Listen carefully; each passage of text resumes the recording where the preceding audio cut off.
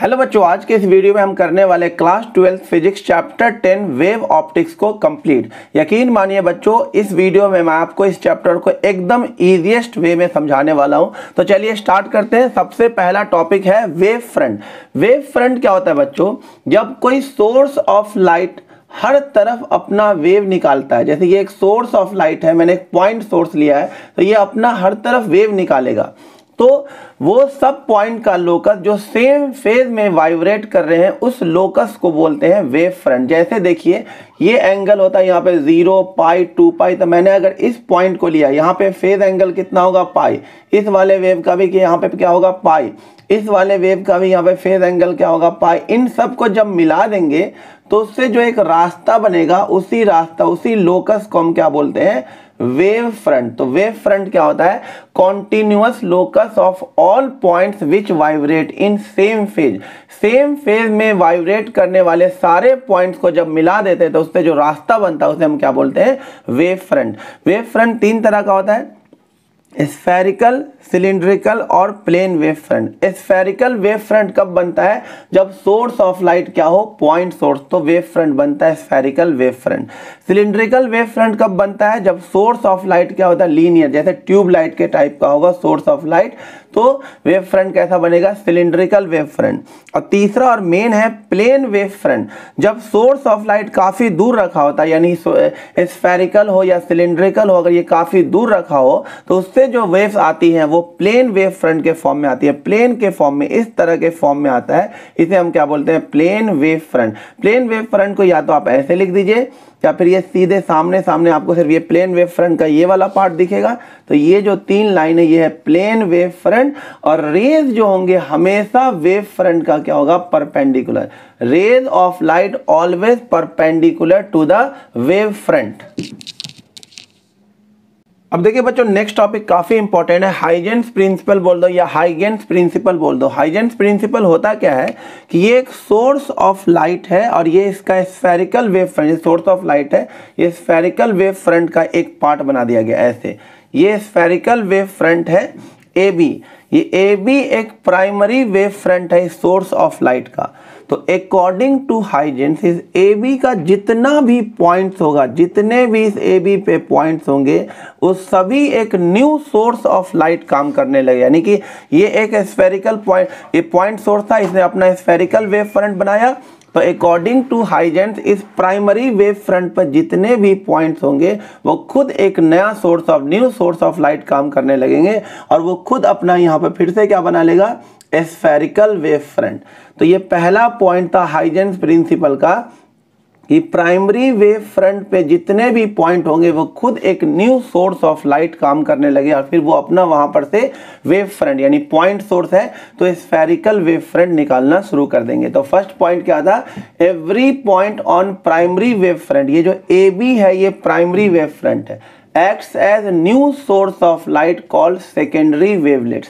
तो ये जो 3 मैंने बनाया है 1, 2 और 3, ये क्या है? Secondary wavelets. तो पहला पॉइंट क्या हो गया बच्चों? Every point on primary wave front acts as new source of light called secondary wavelets. और दूसरा पॉइंट क्या है कि सेकेंडरी वेवलेट्स को एक वेव जो फॉरवर्ड डायरेक्शन में टच करता हुआ निकलेगा उसे क्या बोला जाएगा? Secondary wave front. यानी ये जो A', B' नया वेव फ्रंट बना उसे क्या बोला जाएगा? Secondary wave front. तो AB हो गया प्राइमरी वेव फ्रंट, ये 1, 2, 3 जो बनाए ये सेकेंडरी वेवलेट्स, और ये जो A', B' है ये क्या है? Secondary wave front.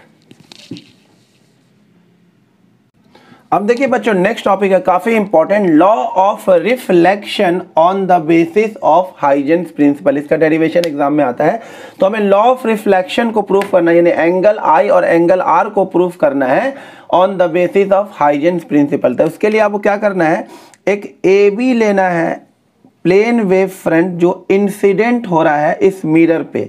ये एक मिरर है और इस पे AB इंसिडेंट हो रहा है। AB क्या है? Incident plane wave front. और अकॉर्डिंग टू हाइजेंस इसका हर एक पॉइंट एक न्यू सोर्स ऑफ लाइट काम करेगा। तो एक सोर्स ऑफ लाइट हमने यहाँ से बना लिया, एक सोर्स ऑफ लाइट हमने यहाँ से बना लिया।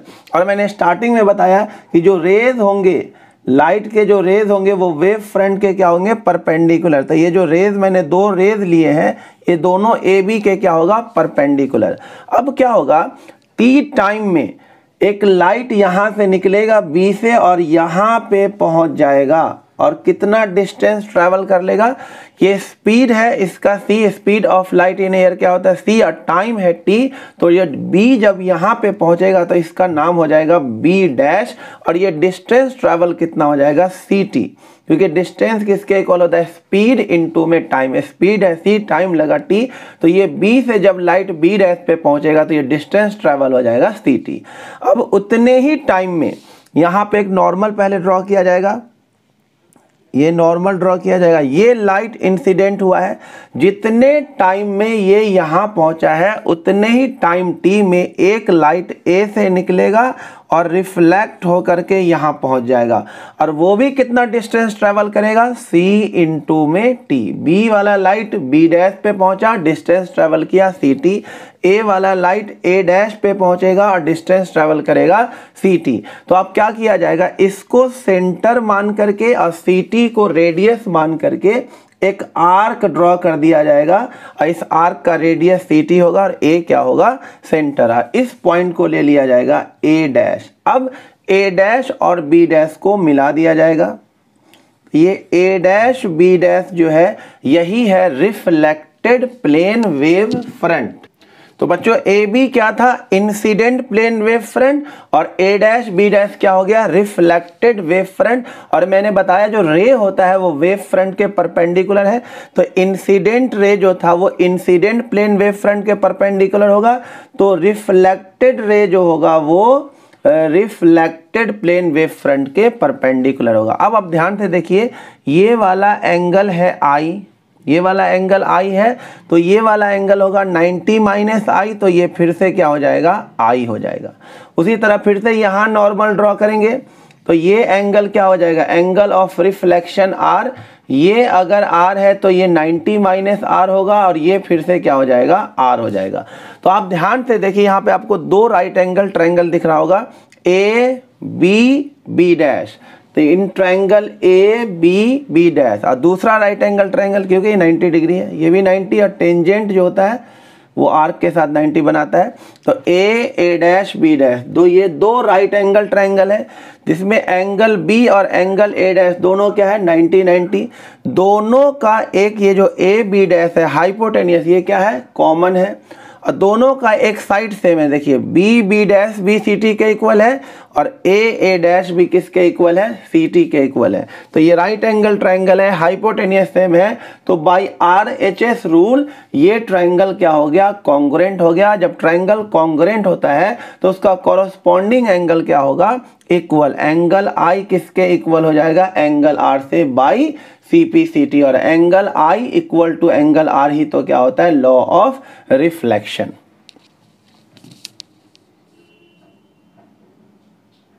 अब देखिए बच्चों नेक्स्ट टॉपिक है law of refraction on the basis of Huygens principal.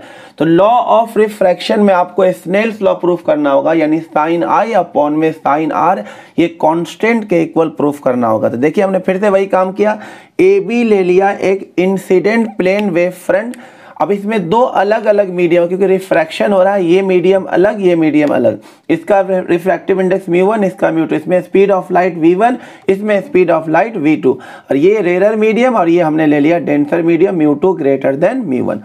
अब ये ए बी क्या है, इंसिडेंट प्लेन वेव फ्रंट। फिर से हाइजेंस प्रिंसिपल के अकॉर्डिंग दो सोर्स ऑफ लाइट ले लिया, एक ए पर और एक बी पे, और रे ऑफ लाइट जो होगा वो क्या होगा, वेव फ्रंट के क्या होगा, परपेंडिकुलर। तो ये दो रे ले लिया जो ए बी के क्या है, परपेंडिकुलर।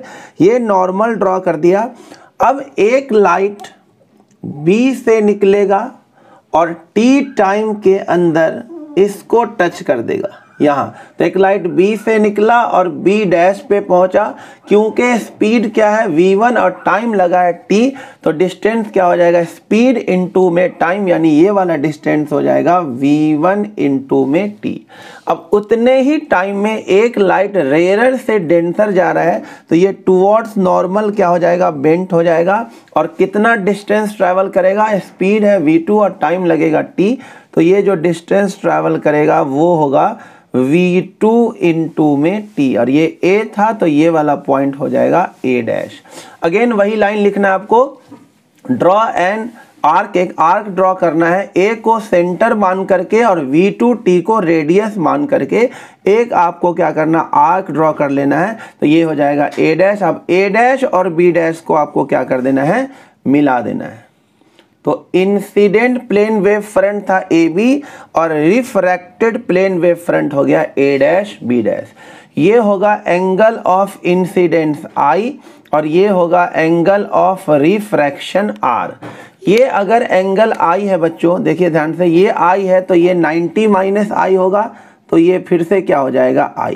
ये R है, ये 90 माइनस R होगा, और ये 90 है तो ये वाला एंगल क्या हो जाएगा, R हो जाएगा बच्चों। अब इस ट्रायंगल में देखिए साइन I, साइन किसके इक्वल होता है, परपेंडिकुलर अपॉन में हाइपोटेन्यूस। तो साइन I किसके इक्वल हो जाएगा, देखिए परपेंडिकुलर हो गया v1t और हाइपोटेन्यूस क्या हो जाएगा, ये a वाला पॉइंट है, ये a है, तो ए बी डैश हो गया हाइपोटेन्यूस। अब साइन r निकालिए, साइन r के लिए परपेंडिकुलर हो जाएगा v2t और हाइपोटेन्यूस हो जाएगा ए बी डैश। दोनों को डिवाइड कर दीजिए, ये कट जाएगा, t कट जाएगा, सिर्फ sine i by sine r क्या बच जाएगा, v1 अपॉन में v2 बच जाएगा। इसे इक्वेशन 1 लिख दीजिए। अब हम ये भी जानते हैं म्यू किसके इक्वल होता है, c बाई v, यानी v जो होता है वो म्यू के क्या होता है, इन्वर्सली प्रोपोर्शनल। तो इन्वर्सली प्रोपोर्शनल है तो v1 बाई v2 किसके इक्वल हो जाएगा, μ2 बाई μ1। इसे यहाँ ले जा करके पुट कर देंगे तो sine i upon sine r किसके इक्वल हो जाएगा, μ2 बाई μ1, और ये हो गया कांस्टेंट r। इसी को बोला जाता है स्नेल्स लॉ, जो कि क्या है, लॉ ऑफ रिफ्रैक्शन।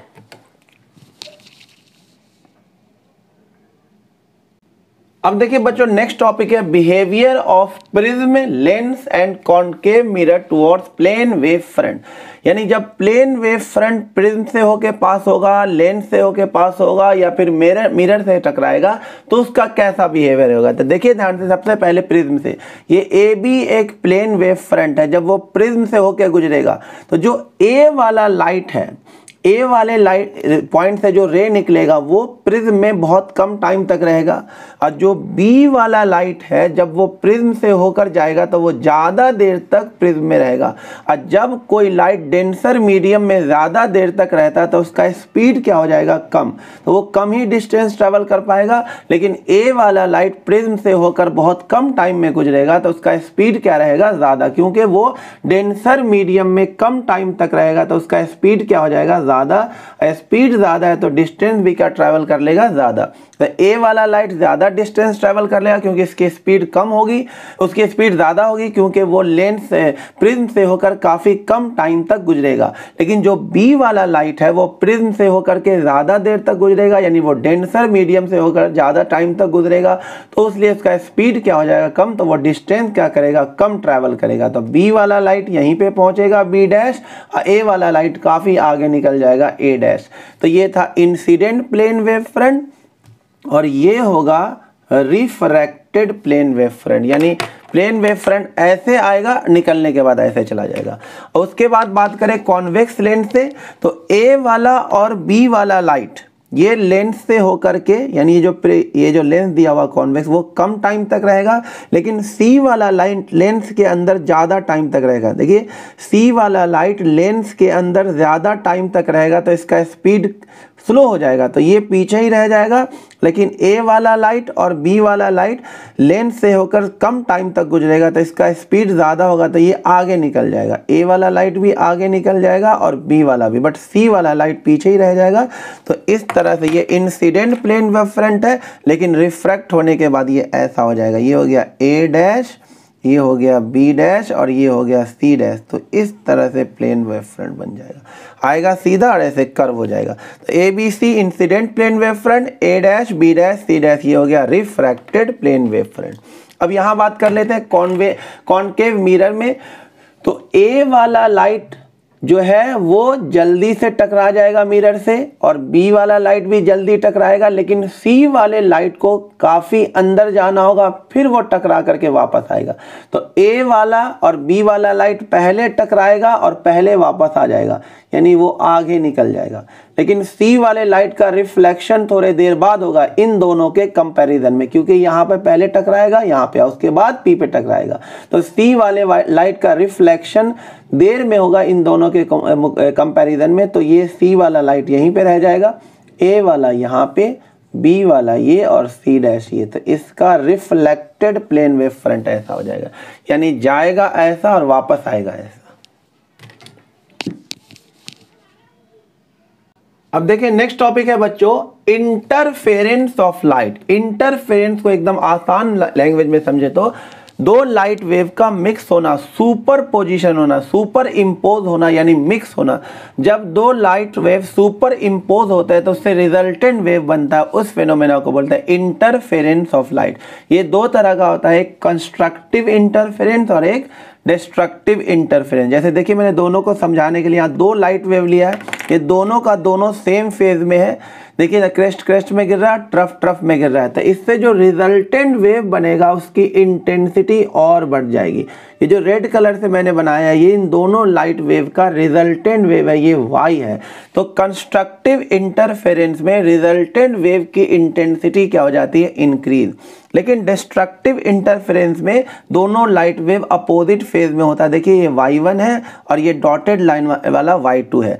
इसका एम्पलीट्यूड ज़्यादा है, इसका एम्पलीट्यूड कम है, यानी ये 10 है सपोज करो और ये 2 है, तो जो रिजल्टेंट वेव होगा उसका एम्पलीट्यूड कम हो जाएगा और ये कितना हो जाएगा, इसके मुकाबले कम हो जाएगा। तो ये इंटरफेरेंस में क्या होगा, ये रेड कलर वाला y है। तो डिस्ट्रक्टिव इंटरफेरेंस में intensity of resultant wave decreases. देखिए बच्चों नेक्स्ट टॉपिक है coherent source of light. Coherent काफी इंपॉर्टेंट है, ये दोनों टॉपिक बच्चों थ्योरेटिकल पार्ट में काफी पूछा है। कोहेरेंट सोर्स ऑफ लाइट वो सोर्स ऑफ लाइट होता है जिसके अंदर से जो लाइट निकलता है उन लाइट्स वेव में ये तीन प्रॉपर्टी होना चाहिए। जितने भी लाइट्स निकल रहे हैं सबका फ्रीक्वेंसी क्या होना चाहिए, सेम। और अगर फ्रीक्वेंसी सेम है तो वेवलेंथ भी सेम होगा, क्योंकि frequency nu is equal to क्या होता है, सी बाई लैम्डा। सी तो स्पीड ऑफ लाइट है, ये कांस्टेंट रहेगा एयर में।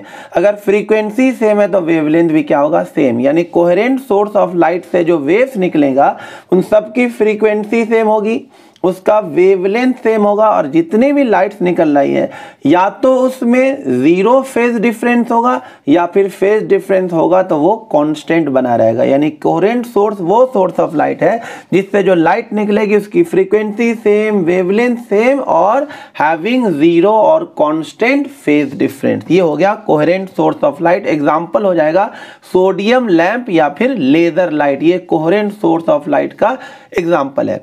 दूसरा इंपॉर्टेंट टॉपिक है कंडीशन ऑफ स्टेबल या फिर सस्टेन इंटरफेरेंस। पीछे बताया कि इंटरफेरेंस क्या होता है, दो लाइट वेव का सुपर पोजीशन को बोलते हैं इंटरफेरेंस। दो तरह का होता है, कंस्ट्रक्टिव और डिस्ट्रक्टिव, पीछे बता दिया। ये स्टेबल कब होगा, सस्टेन टिकाऊ इंटरफेरेंस कब, अच्छा वाला इंटरफेरेंस कब बनेगा। तो इसका तीन कंडीशन है। सबसे पहला कंडीशन है the two source of light should B produce waves of same wavelength. यानी जो दो लाइट का सुपर पोजिशन हो रहा है, इंटरफेरेंस हो रहा है, यानी ये y1 और y2 दोनों का वेवलेंथ क्या होना चाहिए, सेम, पहला कंडीशन। दूसरा the two source of light should B coherent, यानी जो y1 y2 जो दो सोर्स से निकल रहा है वो दोनों का जो सोर्स होना चाहिए वो कोहेरेंट सोर्स होना चाहिए, यानी लेजर लाइट से निकले या फिर सोडियम लैंप से निकले। और तीसरा जो अच्छे इंटरफेरेंस का कंडीशन होगा वो amplitude of two wave should be either equal और नियरली इक्वल। गुड इंटरफेरेंस के लिए जो दोनों वेव है उसका एम्पलीट्यूड, ये वाला हिस्सा ये तो लगभग बराबर हो या एकदम ही इक्वल हो। यानी ये दोनों का जो एम्पलीट्यूड हो ये अगर इक्वल या नियरली इक्वल होगा तो इंटरफेरेंस क्या होगा, सस्टेनेबल होगा और स्टेबल होगा, गुड इंटरफेरेंस होगा। अब नेक्स्ट टॉपिक देखिए बच्चों, काफी important, condition for constructive and destructive interference. जैसे आपको दो लाइट वेव दिया हुआ है y1 और y2। y1 का इक्वेशन है a sin omega t, a है y1 का एम्पलीट्यूड और y2 है b sin omega t plus 5, b है सेकेंड वाले वेव का एम्पलीट्यूड, ये दे रखा है। और फाई क्या है, दोनों के बीच का फेज डिफरेंस। और इन दोनों का जब सुपर इंपोज होगा, जब ये मिक्स होगा, जब इंटरफेरेंस होगा, तो रिजल्टेंट वेव क्या हो जाएगा, y1 plus y2।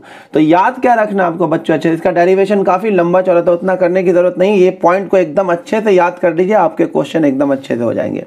For constructive interference आपको याद रखना है कि दो लाइट वेव जब सुपर इम्पोज करेगा, दोनों में कंस्ट्रक्टिव इंटरफेरेंस यानी कि मैक्सिमम इंटेंसिटी वाला इंटरफेरेंस कब होगा, जब दोनों का पाथ डिफरेंस n लैम्डा हो और फेज डिफरेंस क्या हो, 2n पाई। फिर से रिपीट कर रहा हूं, दो लाइट वेव में पाथ डिफरेंस n लैम्डा और फेज डिफरेंस क्या होना चाहिए, 2n पाई, जहां पे n क्या है, 0 1 2 3 एंड सो ऑन। दो एग्जांपल लिया मैंने कि एक वेव है y1, ये इक्वेशन दे रखा है, y2 का इक्वेशन ये दे रखा है, और आपसे पूछा जाए कि बताओ जब ये दोनों सुपर इंपोज करेंगे तो कंस्ट्रक्टिव इंटरफेरेंस होगा या डिस्ट्रक्टिव इंटरफेरेंस होगा। तो देखिए, दो, इसका फेज है ओमेगा टी, इसका फेज है ओमेगा टी प्लस 4 पाई। तो दोनों के फेज में क्या डिफरेंस है, 4 पाई का, तो फेज डिफरेंस हो गया 4 पाई। तो 4 पाई किस में आ जाएगा बताइए, 2n पाई का मतलब हुआ जब n की जगह 0 डालेंगे तो 0, n की जगह 1 डालेंगे तो 2 पाई, n की जगह 2 डालेंगे तो 4 पाई, n की जगह 3 डालेंगे तो 6 पाई। यानी इवन मल्टीपल ऑफ पाई जब भी फेज डिफरेंस होगा तो इंटरफेरेंस कैसा होगा, कंस्ट्रक्टिव। तो यहाँ फेज डिफरेंस 4 पाई का है, तो इसमें कैसा इंटरफेरेंस होगा, कंस्ट्रक्टिव इंटरफेरेंस। जैसे दूसरा एग्जांपल लिया, ये एक वेव है, ये दोनों का वेव बना होता। आप गौर से देखिए, इस वाले वेव का जो पाथ लेंथ है, पाथ का लेंथ देखिए, 1 लैम्डा, 2 लैम्डा और ये आधा, 2.5 लैम्डा। तो इनका, इसके पाथ का लेंथ है 2.5 लैम्डा और इसके पाथ का लेंथ है 1 लैम्डा, 2 लैम्डा, 3 लैम्डा और आधा, यानी कि इसके पाथ का लेंथ है 3.5 लैम्डा। तो इन दोनों में जो पाथ डिफरेंस होगा वो हो जाएगा P2 माइनस P1, यानी इसका जो पाथ डिफरेंस हो जाएगा 3.5 में से 2.5 माइनस कीजिए तो ये लैम्डा आ जाएगा। और पाथ डिफरेंस अगर लैम्डा आएगा तो ये कंस्ट्रक्टिव इंटरफेरेंस में आएगा। n लैम्डा का मतलब क्या हुआ, n की जगह 0 डालिए तो पाथ डिफरेंस कितना आ जाएगा, 0, n की जगह 1 डालिए, lambda, 2 lambda, 3 lambda and so on. तो जब पाथ डिफरेंस ये सब होगा तो इंटरफेरेंस कैसा होगा, कंस्ट्रक्टिव। तो यहाँ पाथ डिफरेंस लैम्डा क्या आ रहा है, तो ये दोनों वेव जब सुपर इंपोज करेगा तो इंटरफेरेंस कैसा होगा, कंस्ट्रक्टिव, और रिजल्टेंट वेव की इंटेंसिटी क्या हो जाएगी, बढ़ जाएगी। नेक्स्ट देखिए बच्चों, डिस्ट्रक्टिव इंटरफेरेंस के लिए क्या याद रखना है, दो लाइट वेव में डिस्ट्रक्टिव इंटरफेरेंस कब होगा, जब उसमें path difference 2n minus 1 lambda by 2 हो। यानी कि जब यहाँ पे n होगा 1 2 3 से स्टार्ट है ना, तो n की जगह जब 1 डालेंगे तो पाथ डिफरेंस आ जाए लैम्डा बाई 2, 2 डालेंगे तो 3 लैम्डा बाई 2, 3 डालेंगे तो 5 लैम्डा बाई 2, यानी odd multiple of lambda by 2 जब पाथ डिफरेंस होगा तो इंटरफेरेंस कैसा होगा, डिस्ट्रक्टिव इंटरफेरेंस होगा। एकदम ध्यान से याद रखिएगा, ठीक है। चलिए अब इसमें देखिए फेज डिफरेंस क्या होगा, 2n minus 1 into pi, n की जगह 1 डालेंगे तो कितना आ जाएगा, पाई, 2 डालेंगे तो 3 पाई, 3 डालेंगे तो 5 पाई, यानी फेज डिफरेंस क्या होना चाहिए, ऑड मल्टीपल ऑफ पाई। तो डिस्ट्रक्टिव के लिए लैम्डा बाई 2 का ऑड मल्टीपल होना चाहिए पाथ डिफरेंस, और फाई का ऑड मल्टीपल होना चाहिए फेज डिफरेंस। और कंस्ट्रक्टिव में क्या था, पाथ डिफरेंस क्या था, n लैम्डा, और फेज डिफरेंस क्या था, 2n पाई, यानी इवन मल्टीपल ऑफ पाई होना चाहिए। ये था कंस्ट्रक्टिव के केस में और ये है डिस्ट्रक्टिव के केस में।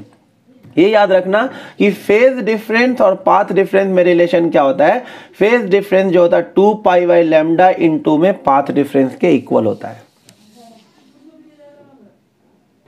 अब देखिए बच्चों, काफी इंपॉर्टेंट टॉपिक है यंग डबल स्लिट एक्सपेरिमेंट। ध्यान से देखिएगा, यंग डबल स्लिट एक्सपेरिमेंट से इंटरफेरेंस कराया जाता है। इसमें 2 स्लिट होता है, एक और ये दो स्लिट है ए और बी, इन दोनों स्लिट के बीच की दूरी है स्मॉल डी, और स्लिट और स्क्रीन के बीच का डिस्टेंस है कैपिटल डी। ये सेंटर पॉइंट है स्क्रीन का, और ये वो जनरल पॉइंट है पी जो सेंटर से एक्स डिस्टेंस पे है। तो अब ये पॉइंट पी ब्राइट होगा या डार्क होगा, ये इस बात पे डिपेंड करता है कि इसका पाथ डिफरेंस क्या है। तो इसमें ज़्यादा पाथ किसका है, बीपी वाला पाथ ज़्यादा है, जो बी से लाइट निकलेगी उसका वेव लेंथ क्या होगा, यानी उसके पाथ का लेंथ क्या होगा, ज़्यादा। जो लाइट ए से निकलेगी उसका पाथ का लेंथ क्या होगा, कम। तो पी पॉइंट पे ब्राइट बनेगा या डार्क बनेगा, ये इस बात पे डिपेंड करता है कि इन दोनों का पाथ डिफरेंस क्या है। तो पाथ डिफरेंस किसके इक्वल हो जाएगा, बीपी ज़्यादा पाथ माइनस एपी कम पाथ। और जब इसको सॉल्व करेंगे बेटा, इसका डेरिवेशन सिलेबस में नहीं है, तो आप डायरेक्ट याद रख लेना, जो पाथ डिफरेंस आता है वो आता है एक्स डी अपॉन में स्मॉल डी। तो पाथ डिफरेंस का फॉर्मूला अच्छे से एकदम रट लीजिएगा इस पॉइंट को। पाथ डिफरेंस किसके इक्वल होता है, एक्स डी अपॉन डी। किसी किसी बुक में ये वाई लिखा होता है, तो याद रखिएगा x D by D. D क्या है, small D distance between to slit, और कैपिटल डी क्या है, distance between slit and screen. तो फिर से रिपीट कर रहा हूँ, पाथ डिफरेंस याद रखना एक्स डी बाई डी निकल के आएगा। अब ये वाला पॉइंट ब्राइट कब होगा और डार्क कब होगा, देखिए फॉर ब्राइट या फिर लिखा होगा मैक्सिमा ऑन स्क्रीन, यानी पी पॉइंट पे ब्राइट कब बनेगा। तो पीछे आपने देखा ब्राइट यानी कंस्ट्रक्टिव इंटरफेरेंस के लिए पीछे आपको बताया पाथ डिफरेंस किसके इक्वल होगा, एन लैम्डा के। पाथ डिफरेंस ऊपर से डाल दीजिए, एक्स डी बाई डी किसके इक्वल होगा, एन लैम्डा के। तो यहाँ से एक्स की वैल्यू क्या आ जाएगी, n lambda D by d. तो ये होगा position of nth bright on screen from the centre. ये जो निकला X n lambda D by d, ये पोजीशन ऑफ nth ब्राइट है। n की जगह 1 डाल दोगे तो फर्स्ट ब्राइट का पोजीशन आ जाएगा, n की जगह 2 डाल दोगे तो सेकेंड ब्राइट का पोजीशन आ जाएगा। इन सब को रटने की कोई ज़रूरत नहीं है, आपको सिर्फ दो फॉर्मूले याद रखने हैं। एक तो पाथ डिफरेंस का ये फॉर्मूला आपको हर हाल में याद होना चाहिए, एक्स डी बाई डी, और इतना पता होना चाहिए कि ब्राइट के लिए पाथ डिफरेंस होता है एन लैम्डा, और डार्क के लिए पाथ डिफरेंस होता है 2n माइनस 1 लैम्डा बाई 2। बस इतना याद रखना है आपको। अब देखिए बच्चों नेक्स्ट क्या है, फॉर डार्क यानी कि मिनिमा ऑन स्क्रीन। मिनिमा कब होगा, पीछे बता दिया। मिनिमा मतलब डिस्ट्रक्टिव इंटरफेरेंस कब होगा, जब पाथ डिफरेंस किसके इक्वल होगा, 2n minus 1 lambda by 2। Path difference एकदम रट के रखना है, यहाँ पर रख दीजिए X D by d equal to 2n minus 1 lambda by 2। यहाँ से एक्स की वैल्यू आ जाएगी, ये इधर चला जाएगा, ये नीचे आ जाएगा। तो ये आ गया पोजीशन ऑफ nth डार्क।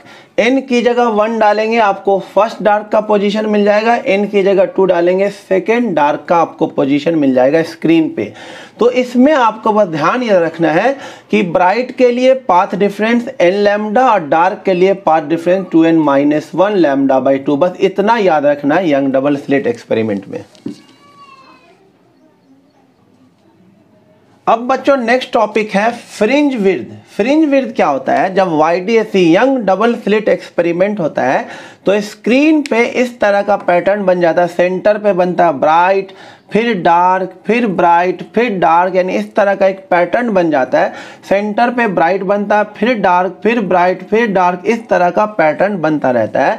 तो फ्रिंज विड्थ क्या होता है, दो लगातार ब्राइट या दो लगातार डार्क के बीच का जो डिस्टेंस होता है उसी को हम बोलते हैं fringe width. Distance between two successive bright या distance between two successive dark, इसी को बोला जाता है फ्रिंज विड्थ। अब इसे कैसे निकाला जाएगा, बहुत आसान। मैंने बोला यहाँ पे आपको कोई फॉर्मूला याद नहीं रखना है, सब अपने आप निकलेगा। बस याद क्या रखना है, देखिए फॉर ब्राइट इतना तो याद रखना ही होगा कि ब्राइट के लिए पाथ डिफरेंस क्या होता है, एन लैम्डा। और एक फॉर्मूला मैंने रटने को बोला है कि पाथ डिफरेंस का formula x D by D. अब ये बस रट के रखो। और दूसरा याद क्या रखना है, पाथ डिफरेंस एन लैम्डा होगा ब्राइट के लिए, और path difference 2n minus 1 lambda by 2 होगा डार्क के लिए। तो फॉर ब्राइट पाथ डिफरेंस हो जाएगा एन लैम्डा। पाथ डिफरेंस का फॉर्मूला ये रट के रखना, एक्स डी बाई डी ये एन लैम्डा, यहाँ से एक्स की वैल्यू आ जाएगी। एन की जगह 1 डालेंगे तो फर्स्ट ब्राइट, एन की जगह 2 डालेंगे तो सेकेंड ब्राइट। और according to definition of fringe width, fringe width क्या होता है? 2 लगातार ब्राइट या 2 लगातार डार्क के बीच का डिस्टेंस। तो ये हमारे पास 2 लगातार ब्राइट है, तो इसके बीच का जो सेपरेशन होगा यही होगा फ्रिंज विड्थ। तो फ्रिंज विड्थ क्या हो जाएगा? इसमें से इसको माइनस कीजिए, ये हो जाएगा लैम्डा डी बाई डी। ये है fringe width. Expression for fringe width क्या होता है? Lambda D by d.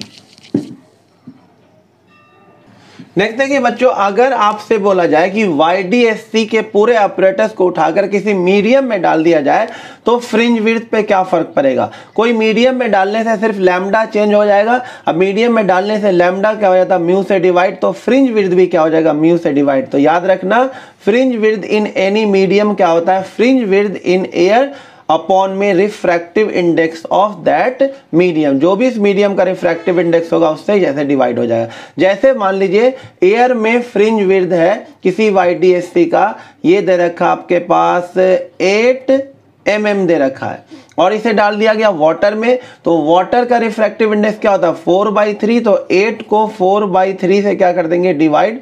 तो ये आंसर कितना आ जाएगा? 6 mm। फ्रिंज विड्थ घट के कितना हो जाएगा? 6 mm हो जाएगा।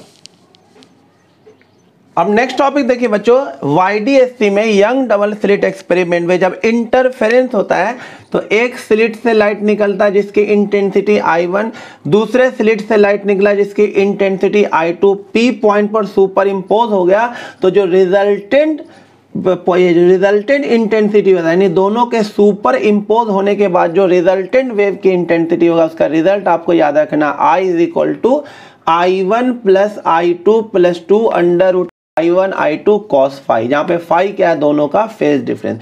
In case of YDSC I1 और I2 दोनों इक्वल होता है, तो I1 I2 की जगह आप I0 लिख दीजिए। तो आप इसको सिंप्लीफाई करेंगे, आपको तो मेन ये रिजल्ट याद रखना, बट मैंने बता दिया ये कहां से आया। I1 I2 को I0 रख दीजिए तो ये इस तरह केस आ जाएगा, 2 I0 कॉमन हो जाएगा, और 1 + cos phi का फॉर्मूला होता है 2 cos स्क्वायर phi/2। तो रिजल्टेंट इंटेंसिटी इन YDSC ये आपको रट्टा मार के रखना है, 4I0 cos स्क्वायर phi/2। ये काफी इंपॉर्टेंट रिजल्ट है, इससे न्यूमेरिकल काफी बनेंगे। जो इंटेंसिटी ऑफ रिजल्टेंट वेव होगा इन YDSC ये क्या होगा? 4I0 cos square phi/2। Next concept देखिए बच्चों, जब हमने YDSC कंडीशन निकाला था कंस्ट्रक्टिव और डिस्ट्रक्टिव का, हमने 2 वेव लिया था। तो मैंने पहले बता दिया था कंस्ट्रक्टिव इंटरफेरेंस के केस में जो इंटेंसिटी होता है वो एम्पलीट्यूड के स्क्वायर के क्या होता है? प्रोपोर्शनल।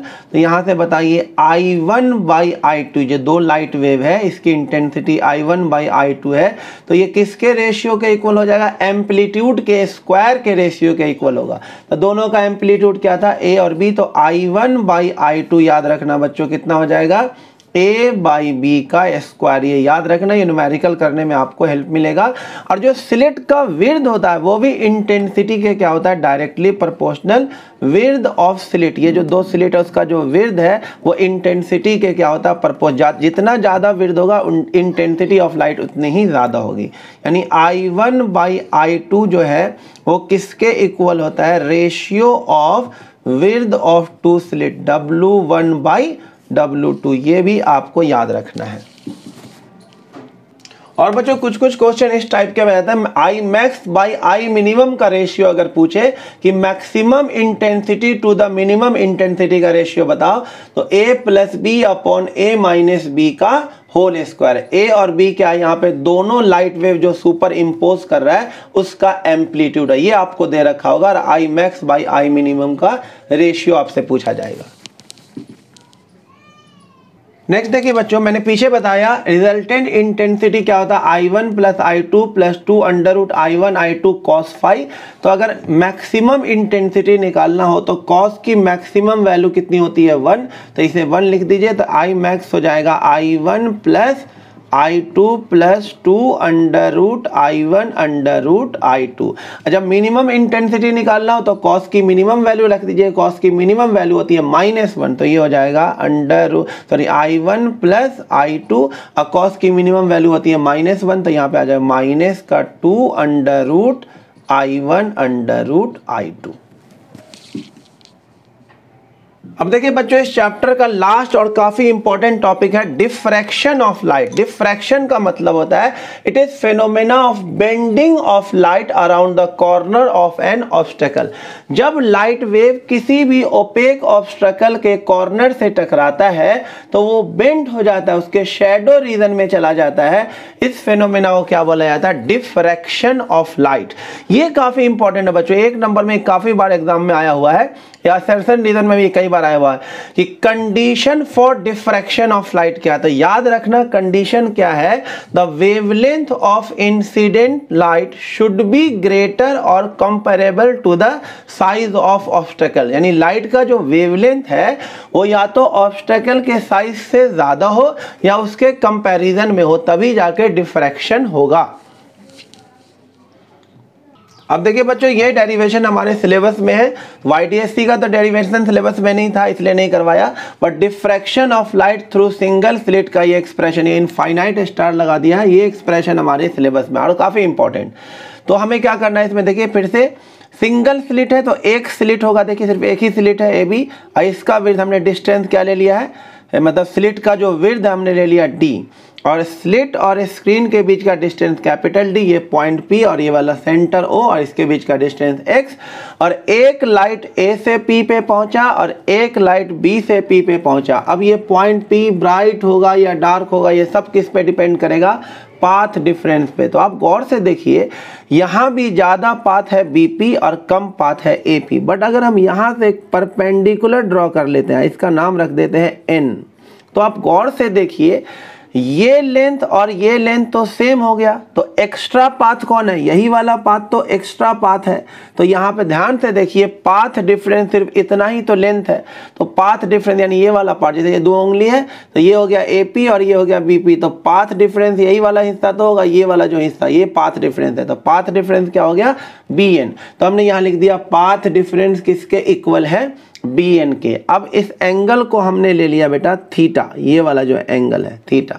तो देखिए इन ट्रायंगल ABN ट्रायंगल में अगर हम साइन थीटा लगाते हैं तो ये आएगा परपेंडिकुलर अपॉन हाइपोटेन्यूस, यानी BN अपॉन में D।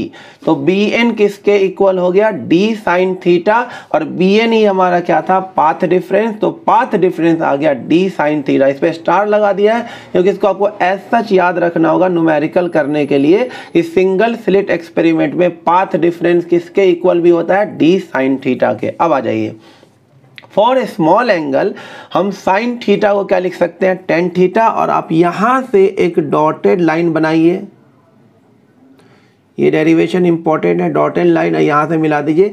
ये थीटा है तो बच्चों याद रखना ये एंगल भी क्या होगा? थीटा। अब इस स्मॉल एंगल के लिए साइन थीटा को हमने क्या लिख दिया? Tan theta. तो पाथ डिफरेंस हो जाएगा D टेन थीटा। अब बड़े वाले ट्रायंगल में टेन थीटा बताओ क्या हो जाएगा? Perpendicular upon base. तो परपेंडिकुलर हो गया X, अब बेस हो गया D, तो पाथ डिफरेंस आ गया XD/D, जो मैंने आपको पीछे बताया था कि दोनों केस में यही आता पाथ डिफरेंस, चाहे YDSC हो यानी डबल स्लिट एक्सपेरिमेंट हो या फिर सिंगल स्लिट एक्सपेरिमेंट हो। आपको ये रट्टा मार के रखना है कि पाथ डिफरेंस का एक फॉर्मूला होता है XD/D, ये काफ़ी काम आता है। हाँ, ये याद अलग है, ये बात अलग है कि सिंगल स्लिट में आपको ये भी याद रखना होगा कि पाथ डिफरेंस का एक फॉर्मूला D साइन थीटा होता है। हालांकि ये चीज़ जो ड्राइव हुआ वो इसी से हुआ है, तो अगर आपको ये याद होगा तो ये अपने आप याद हो जाएगा।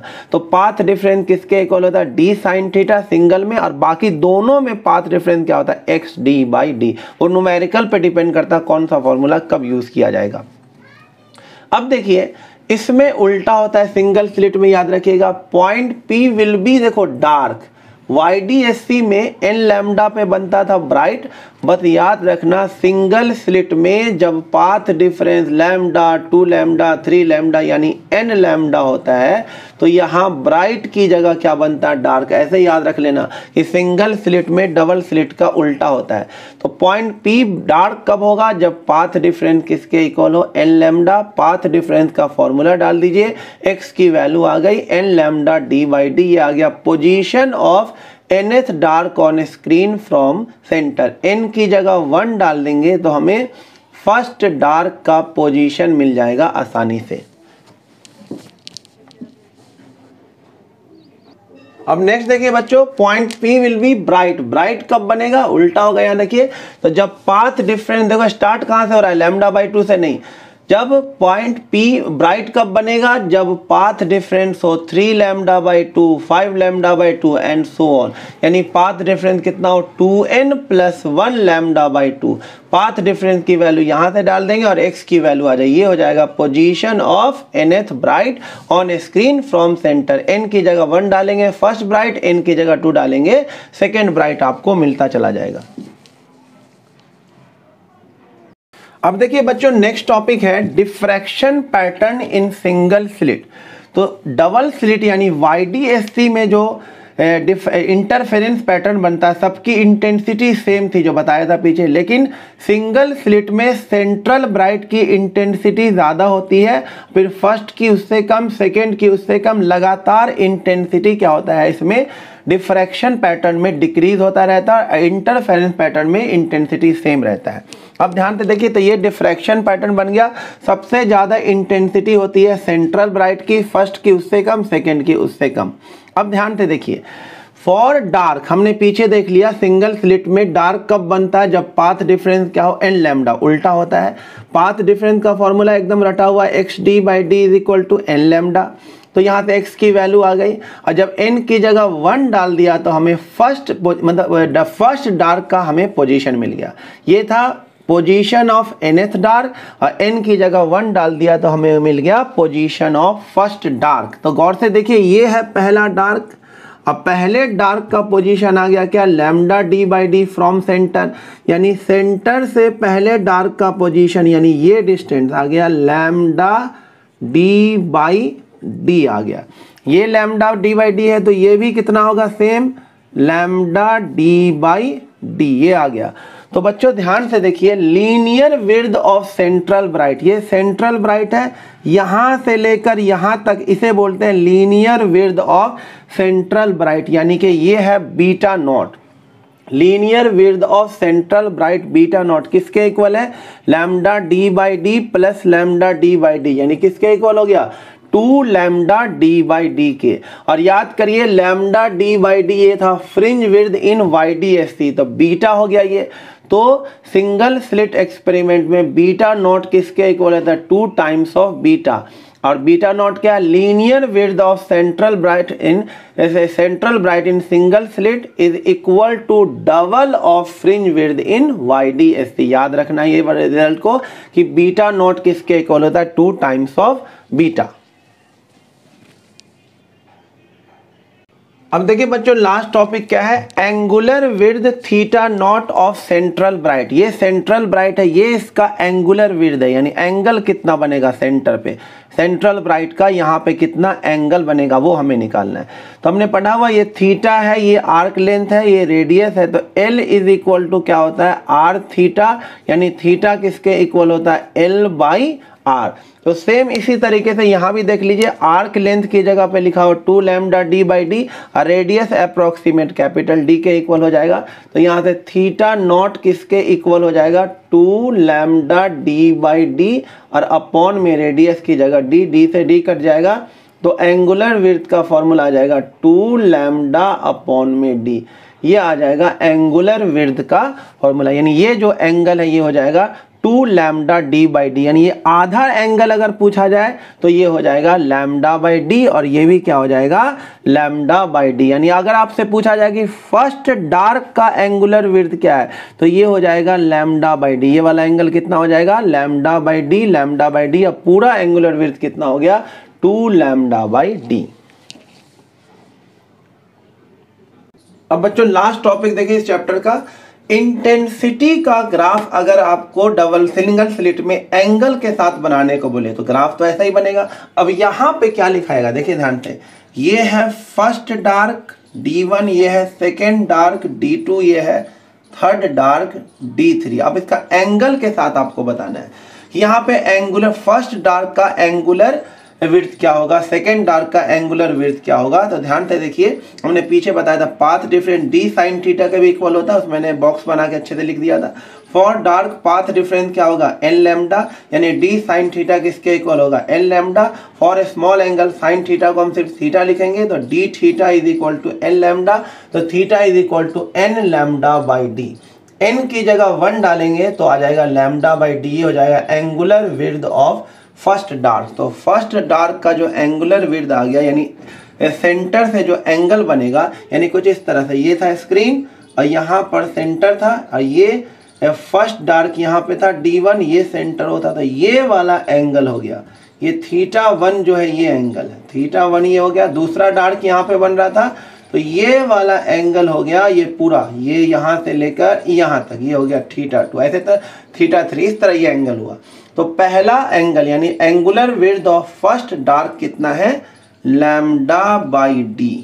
दूसरे वाले का 2 लैम्डा बाई D, तीसरे वाले का 3 लैम्डा बाई D, और नेगेटिव में minus lambda by D, minus 2 lambda by D, minus 3 lambda by D। तो ये आपको ड्रॉ करने को बोला जा सकता है।